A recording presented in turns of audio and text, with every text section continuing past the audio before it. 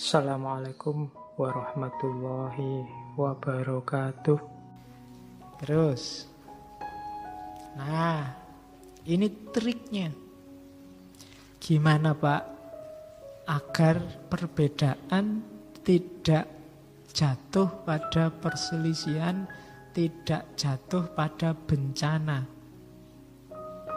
Ini tips-tips dalam perbedaan. Yang pertama, tidak berlebihan. Ada hadisnya Nabi, saya ambil di situ.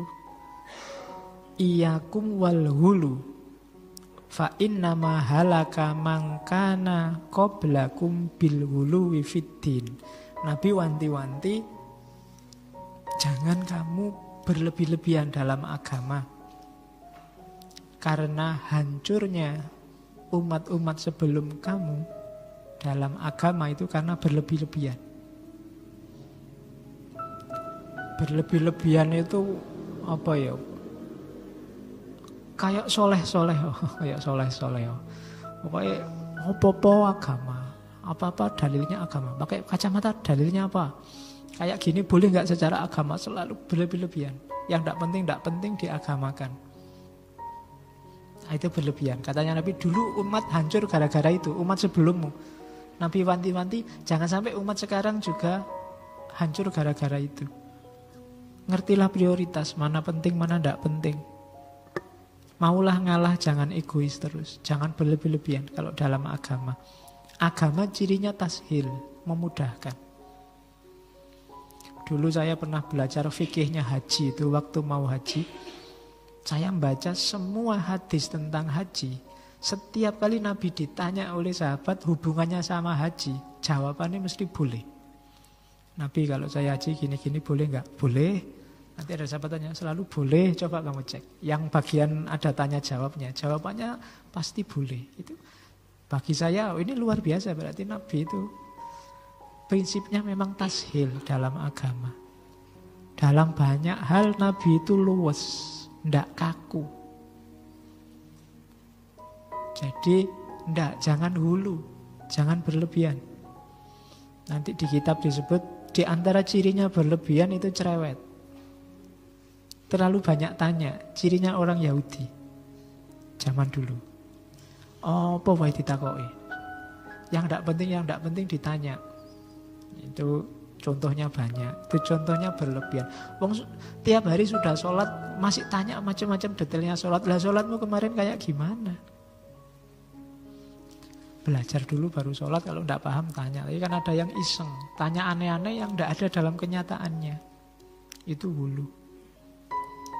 Pak, saya kalau sholat bajunya belum dicuci 3 hari, kemudian itu kan cuma kira-kira bayangan. Boleh apa enggak Pak? Saya sholat malam-malam cuma dari udel sampai dengkulnya saja, tapi kan nggak ada orang lain Pak, nggak pakai kaos, boleh nggak Pak? Boleh. Pak, dari udel sampai dengkul itu bagian depan belakang apa depannya aja Pak? Belakangnya enggak bisa.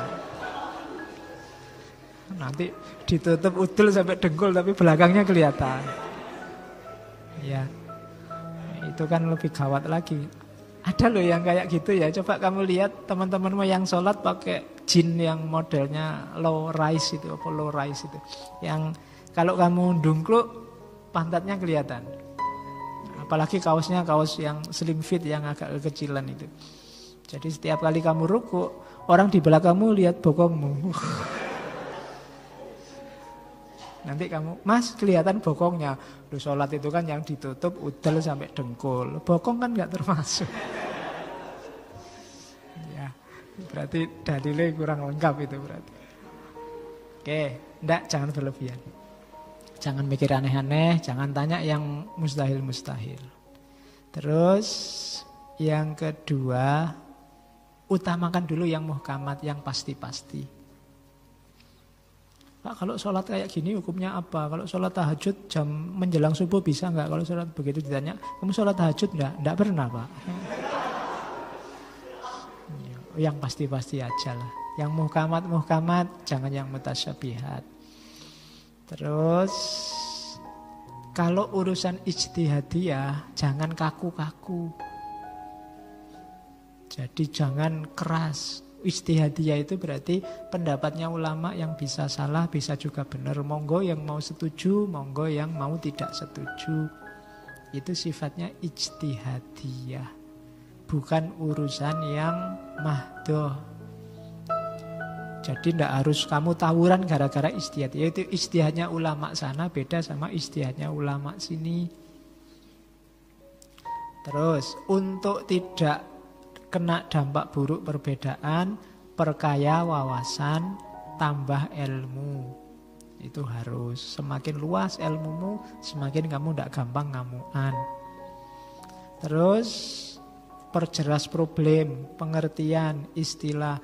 Banyak orang debat tapi dia tidak tahu problemnya, definisinya juga tidak tahu. Definisi ini kita debat tentang nikah siri. Terus sudah gegeran, sebentar, nikah siri itu apa? Banyak orang yang salah paham tentang nikah siri. Untuk meminimalisir perbedaan, ayo samakan visi dulu, definisinya apa? Saiki PKI itu apa sih yang dimaksud? Orang yang berpaham komunis atau aliran organisasi massa. Kan judulnya partai itu PKI itu. Itu faham apa partai? Kalau partai kan memang sudah tidak ada. Kamu PKI ya? Loh, orang kok disebut partai itu gimana? Loh, itu kan definisi. Jangan-jangan begitu tahu definisinya, oh keliru, sebenarnya yang dimaksud bukan komunis tapi yang teroris. Jadi kalau PKI tidak neror, ya bunuh-bunuh orang itu namanya neror. Itu tidak masalah orang memperjuangkan aspirasi untuk bikin masyarakat tanpa kelas misalnya. Atau seperti apa sih duduk persoalannya, itu perjelas problem. Banyak orang gegeran karena problemnya tidak jelas. Terus dampak buruk biar tidak terjadi, prioritaskan masalah-masalah besar. Kita harus punya skala prioritas. Urusan besar didahulukan, bukan urusan kecil dicuekin. Tapi kalau memang waktu dan ruangnya ada ya kita urusi. Tapi kalau hanya furu'iyah, ijtihadiyah, monggo lah, yang besar-besar didulukan. Persatuan umat lebih penting. Kesejahteraan masyarakat lebih penting. Ini loh yang didahulukan, punya prioritas. Hari ini kita sama sekali tidak punya prioritas. Isunya tergantung media. Apapun isu yang digoreng, diangkat oleh media, medsos atau media TV, resmi, internet, itu yang kita anggap problem besar. Terus bareng-bareng dibahas, padahal tidak mesti. Harus ada skala prioritas. Kalau tidak, nanti waktu kita habis untuk urusan-urusan tidak penting. Yang jawabannya bisa iya, bisa enggak. Terus, kalau memang ada kesepakatan, ya kita harus komitmen.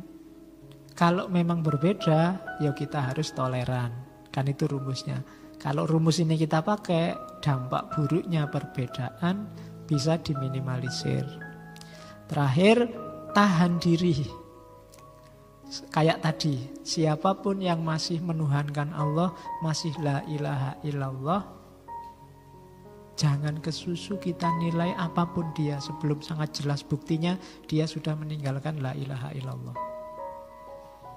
Kalau ditanya masih Allah Tuhannya, itu ojo kesusu dikafir-kafirkan dulu. Dari beberapa hal ini nanti beda pendapat mungkin dampaknya tidak jadi bencana, bisa dia jadi rahmat. Semakin kuatnya kita, beda-beda itu kan enak, membuat kita semakin kuat. Kalau orang Islam jadi ahli fikih semua, tidak ada yang ahli sains, ya Islam berat juga menghadapi persaingan dengan peradaban lain. Kalau semua umat Islam ahli musik semua, aku nyanyi terus ra ono sing ahli fikih ya susah. Kalau semua umat Islam ahli filsafat semua ngeyel kabeh ya susah. Jadi harus ada yang ahli apa, ada yang pinter apa, ya memang harus beda-beda. Dari situ ikhtilaf jadi rahmat, kita jadi kuat.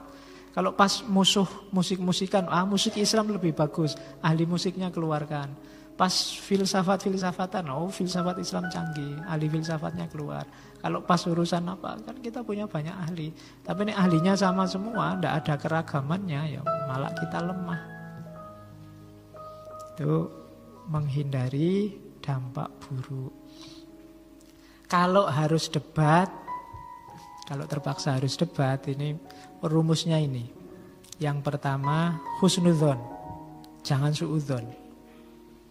Husnudzon itu musuh debatku ini sebenarnya orang baik, tujuannya juga baik. Cuma argumennya saja yang beda sama saya. Mungkin dia bacaannya kurang luas, mungkin dia salah paham. Makanya sekarang saya ajak diskusi. Itu namanya husnudzon. Kenapa debat itu selalu hasilnya tidak bagus? Karena dua-duanya suudzon. Dua-duanya menganggap yang lain sudah sesat duluan. Itu mesti tidak jadi. Yang terjadi saling menaklukkan, bukan saling kerjasama untuk menemukan kebenaran. Terus hargai pendapat yang lain.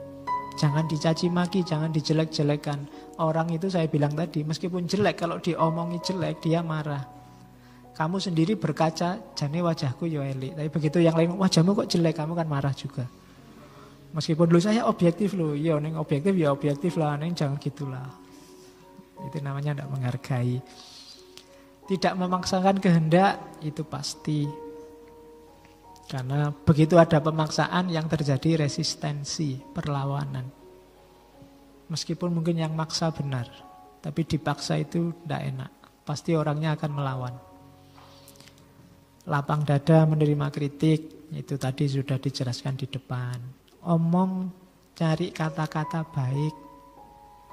Tidak usah caci maki, tidak usah kasar. Diingatkan yang baik. Seandainya mengingatkan dari jauh pakai ceramah, ya diingatkan yang baik. Ada saudara kita yang pendapatnya berbeda. Saya yakin semangatnya baik, keinginannya baik, tujuannya juga baik. Cuma beda dalil sama kita. Kalau mau mendengarkan dalil saya ini loh, kan itu kan enak. Daripada dasar orang Wahabi, dasar orang tukang bid'ah, dasar orang, ya mesti aja yang diingatkan akan resisten. Kita sudah marah-marah duluan, nuduh duluan, mencaci duluan. Kalau memang harus debat, tujuannya mencari yang lebih benar, bukan saling menjatuhkan. Itu pasti. Akhiri debat dengan komitmen bersama. Kalau ketemu, ternyata ada kebenaran yang bisa kita sepakati, ya komitmenlah untuk menjalankan kebenaran itu. Kalau tidak bisa, mauquf, ya sudah, monggo, lakum dinukum waliyadin, lana amaluna walakum amalukum. Saya hargai pendapatmu, kita saling maklum, kita jalan dengan kebaikan dan kebenaran kita masing-masing. Fastabiqul khairat. Yang terakhir, akhiri apapun hasilnya dengan wallahu a'lam bissawab. Hanya Allah yang tahu mana yang paling benar. Biar tidak jatuh pada kesombongan. Seandainya saya nyampe pada terminal yang namanya kebenaran, itu dari Allah. Seandainya belum, ya memang Allah yang maha tahu. Saya selalu memohon, selalu menuju ke sana. Jadi terminal terakhir harus tetap wallahu a'lam bishawab. Karena kebenaran yang kita temukan hari ini itu kebenaran sejauh pandangan kita, sejauh wawasan kita. Jadi itu kalau terpaksa harus debat. Oke, untuk malam hari ini saya cukupkan sekian dulu. Mohon maaf kalau ada yang kurang berkenan, mungkin 1-2 kekurangan apa, mohon dimaklumi. Kalau ada kekhilafan, kealpaan yang teman-teman ngerti benernya seperti apa, ya silahkan disampaikan. Kurang lebihnya mohon maaf. Wallahul muwaffiq, wallahu a'lam bissawab. Wassalamualaikum warahmatullahi wabarakatuh.